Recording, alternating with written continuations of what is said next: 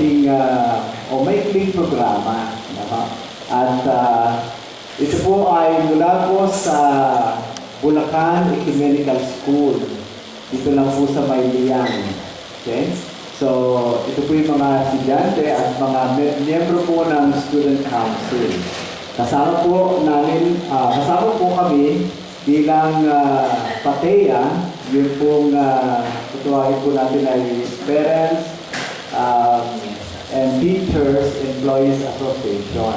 Yun po yung samahan po ng mga parents and teachers. Kaya,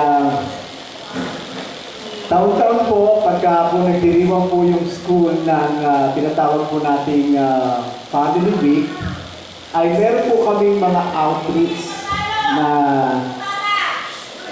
kami po ay pupunta sa mga tulad po ninyo at doon po sa mga ibang institusyon para kami po ay maghatid ng konting programa at kasiyahan para po sa inyo.